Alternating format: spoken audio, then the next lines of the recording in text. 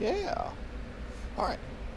Well, hello everybody on YouTube. It's Wingnut, and as you can see from my last video, I had got a new helmet. So I went ahead and I mounted up everything on the helmet, and I'm not really happy with the angle of my Hero 4. And a lot of that has to do with the fact that I have to place the camera further back because this is a modular. I didn't want to place it on this because I would be lifting it up and down and shaking and whatnot. But I did place it further back, and because of the placement, it's sitting at an angle.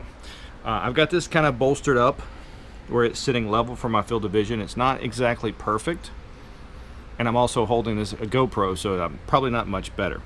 But as you can see, if you bring up a speed square to the center of the camera, she's about 67 degrees versus 90 with my field of vision, which is a problem.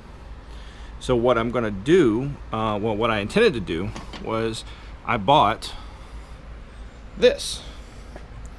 And what this is it's a little piece that when you turn it, get you a little bit of a background there.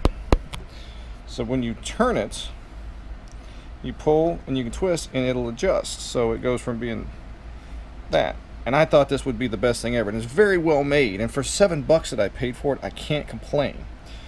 Because I am going to use it, but it has very set amounts it can turn.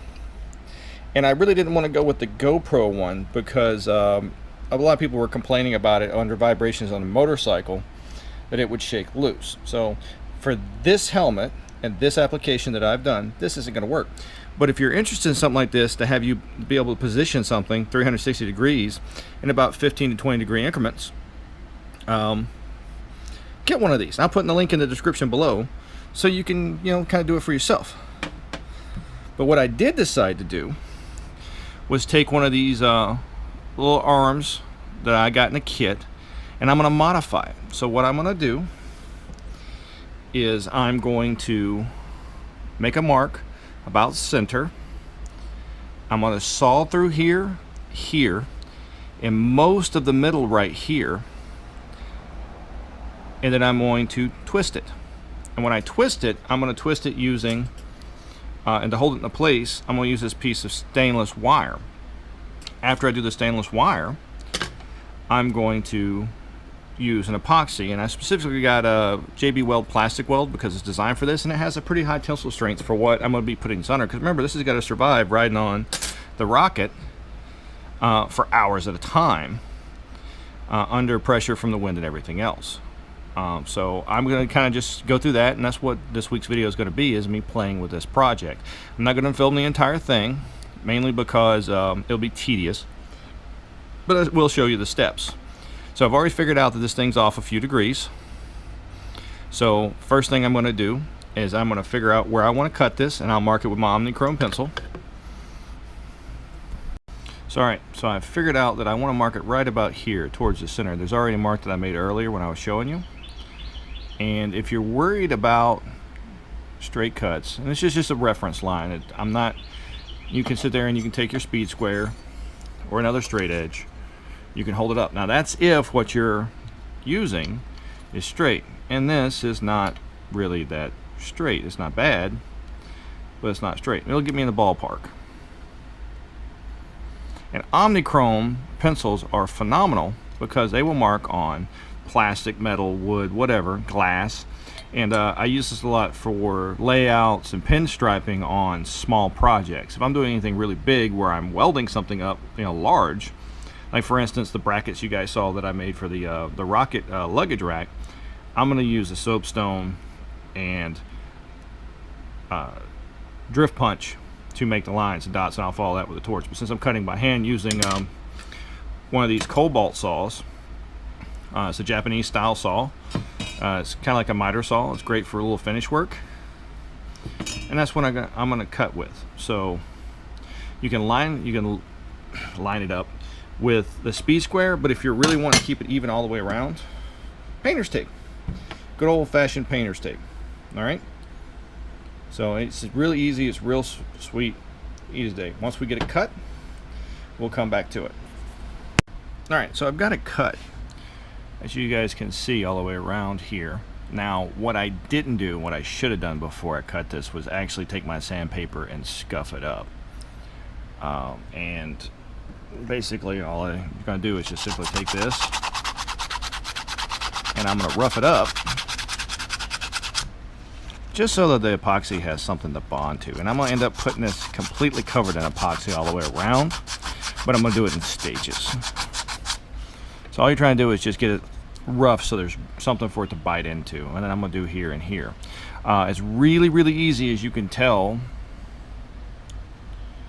that you can almost cut through this thing, and it's not my intention. But after I get it done, we're going to give it a twist, and we're going to set the wire in between in certain spots on each side so that it cocks at the amount of degrees I need it to turn. And that's the big thing with this, is I want this to turn so far the wire is going to hold it stable. And I'm also going to drill a couple holes here in the middle, and I'm going to run wire through it as well once I get the twist in it. What that's going to do is it's just going to give it a little bit more structure inside with the epoxy, kind of like putting rebar in concrete. So I'll go ahead and finish sanding this up and get down in there, and then we can take it from there. Alright, so I've got it all scuffed up as much as I want, and then I've got my wire pieces that I've already bent right here, and I'm going to be able to trim them. But one of the things I also did was I took a small screwdriver, slightly bigger than the wire, and just went straight down like that. That's going to give it a little bit of room because I don't want the wire to shift how this sits left to right. Alright, so let's go ahead and pop this through. So we're going to give it our twist. See if I can do this without breaking it. Don't look like I can.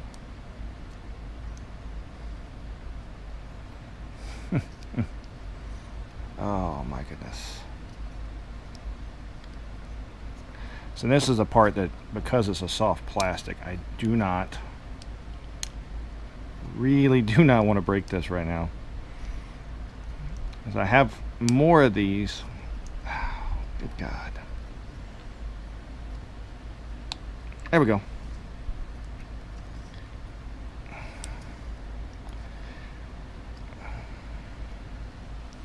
And even though I do have more of these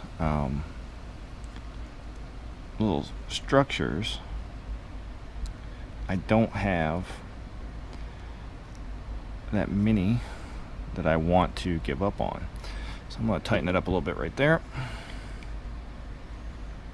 I'm actually going to undo it and then redo it right there and make it worse. Folks, I don't think that's going to work. I think that's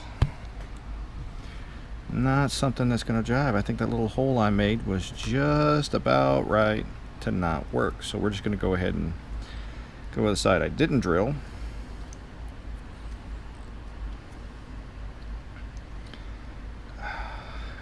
Give her a twist. I'm trying really hard not to break this. So bear with me.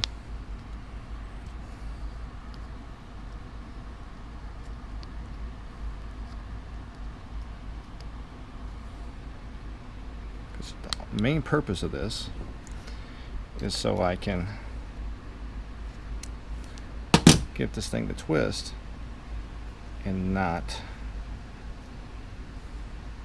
break it. And we're going to do one on the other side as well to try to make up for that. And then we're going to test fit and see where it goes. And this is by no means a perfect way to do this. This is just what I got, how I got it, and me playing around on the weekend. There we go. And the left and right shift isn't so bad. It's not so, you know, I can work with that. putting spacers in. So this is just roughed out. So let's go ahead and test fit it and see how it looks with the camera attached. What I am going to do is I am going to wrap this in tape just so I don't tweak it the wrong way and break it, because until I get that epoxy in there to fill in these spots, it's going to be real susceptible to breakage with the cuts. Alright, well, you can see I've got it mocked up. It's a bit, once again, longer than I would like, but I've got some adjustments to make. But you can see that we went from being, you know, roughly 20, some 23 degrees off to now we're closer to, I would say, 5-10 degrees. So we'll do a test fit of it and kind of go from there. But if you see from the field of vision from the motorcycle helmet, it does kind of stick out this direction, and the main reason because that is just how I have the mount set up here. I am going to have to change out this mount here to where it'll accommodate this better, or I will trim that acorn nut off. And I don't like using these bolts that are supplied, because you can easily tap them and loosen them. So those are going to be replaced with stainless fasteners with button heads, like I've done on my previous setups, similar to what I have going on right here. I prefer that; it just looks cleaner and smoother. All right, well, we're going to tweak it a little bit more until we get it right. All right, so you can see that I've got it about trued up. I mean, that's about, I think, as good as I'm going to get it as far as how the center of this does. It might be just a little bit too tweaked, and it is what it is. As much as I hate using that term, but it's going pretty good. It's lining up fairly well with what's going on with the helmet here, so I'm going to go with that. I am about to do the epoxy up, but before I do the epoxy, I'm going to go ahead and make some extra holes on the inside, like I mentioned before, and then we're going to run some more wire through it, just to give it a little bit more rigidity while the stuff's curing, or while the epoxy is curing. All right, so went ahead and drilled a couple holes like I said I would. I ran the stainless wire through. I kind of got it overlapping and running through itself, just trying to give it as much stuff to grip on as possible. But since I've been handling all of this with my bare hands this whole time, I'm going to hit this with some isopropyl alcohol and clean it up. That way, just remove any grease or dirt, oil, grit, or even some sanding debris left over. And once I've done that, I'm going to mix up the epoxy and apply it as far as that goes. As you can see, I did trim what was sticking out of the top because I don't need a ton of wire sticking out. This is kind of doing the job. The structure is going to come from the inside, and then as I shape it, which will probably be in the next day or two, so this video is going to encompass a couple days, I'm going to sand those little sharp marks off. And then this is probably going to get a coat of paint, because I don't want to be riding around with this big off-white blob on this side. So we're going to go ahead and get it cleaned up with some isopropyl alcohol. If you don't have isopropyl alcohol, you can use a degreaser or a wax remover for like paint prep, but please do not use acetone, mainly because acetone will melt a lot of plastics, and the last thing I want to do is weaken this any further. Okay? All right, see you guys in a minute. All right, so I got it cleaned up. So I went ahead and I wiped it down with wax and grease remover, and then I went ahead and hit it with the isopropyl alcohol. And I'm not really showing you guys every single step of the process. I'm just kind of showing you as I get them complete, because otherwise this video would be hella long. And I'm also doing all this with a GoPro and just the stuff I have around my house. So this is stuff you can do. If you want me to go into more in-depth on how to do this, I may do another one of these here soon, just to try one a little shorter. We'll just have to see. With that being said, we're going to use the plastic weld now. And the reason I have this down, the paper down, is because I've already cleaned this component and I don't want it to set on something like a dirty surface I've been working on. So Plastic Weld, it's a 2-part epoxy stick, and this is designed to bond to plastics, most plastics. So what I'm going to do is I'm going to cut off about as much as I think I need. And I like taking these little end caps off and reusing them so the stick will last a while. And it has a wonderful smell. That's sarcasm. So we figure this full cavity on both sides, I'm going in and I'm thinking I'm going to need about this much. Now if I end up needing more, I'll mix more. But for right now,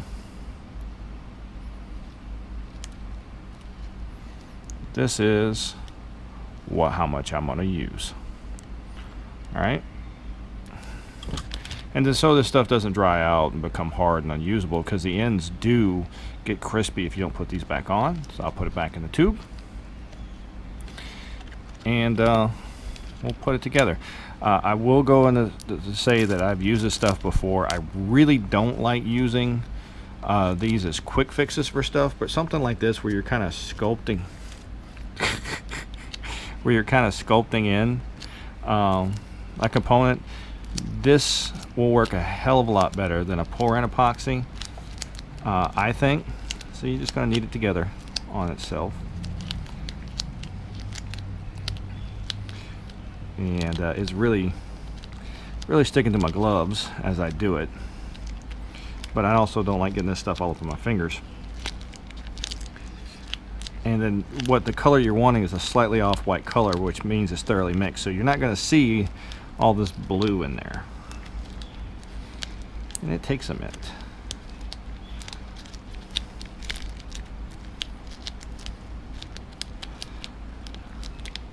Or let me rephrase that. It's going to be a more uniform color of white and blue.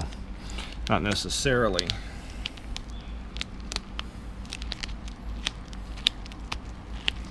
And it's got a working time of about 20 to 25 minutes depending on temperature.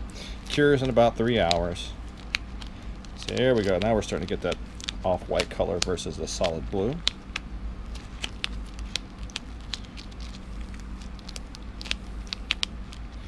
It's getting really tacky now. So much so I think I can get some of this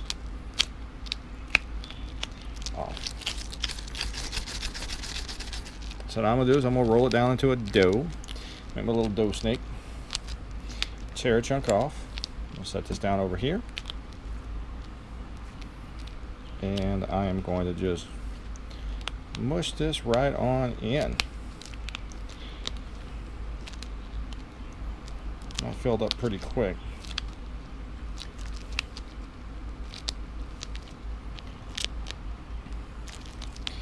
And you know, if you got it in deep enough,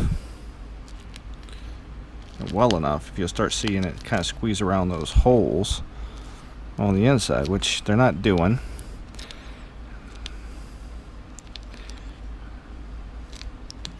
But it filled up that cavity really quick. Look at that. Alright.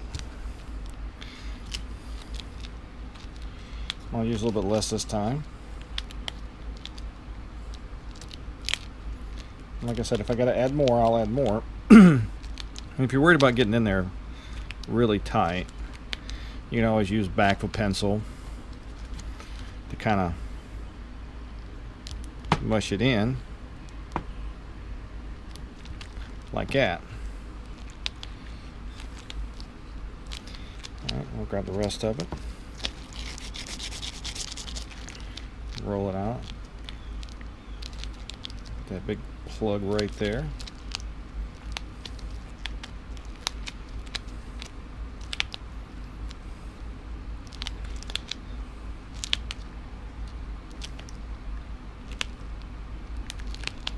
And I filled it up pretty quick. As far as that goes, I'm going to take my razor knife. I'm actually going to cut some of this excess off. and I'm going to use it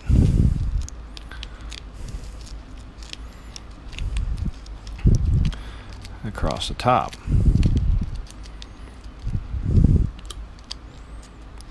Right here where I've made my cut. Yep, and be in mind, keep in mind,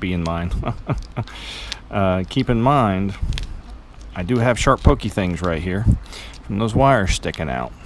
So just gonna kind of mush that in a bit. It's all nice and bonded. And then I'm gonna mix it up a little bit more. And then I'm going to cover the whole thing the same way I did this. Try to get a kind of uniform bulge all the way across. Alright, see you guys in a minute. Alright, so what I've done is I've gone ahead and I put a little buildup all the way around it. It is a little bit lumpy, but it is an epoxy, so once it hardens it'll be sandable. And I'm sure there's ways to, you can wet your finger and to smooth it out a little better and all that. I'm not really concerned with that. I've got some sandpaper that'll take care of that real quick, and all the reason I've done that is just to make it a bit more rigid on the inside. And once I sand it up and get it ready to go and it cures, we'll get it mounted. Cool. Well. Alright, so I've got it all cured up and sanded up. As you can see, I just took some 120 on my DA sander, just kind of hand ground it on the sander like that. Nothing super fancy. It's not super shaped or anything along those lines. It's just a little bit smoother looking. I'm going to degrease this and paint it, and then I'm going to call it done. So, stay tuned, I guess. Alright, so I've got it painted up. It's done. I think I'm going to leave it like this. I was thinking about doing some designs and whatnot on it, but I'm not that artistic. I can get this off. Alright, folks, there it is.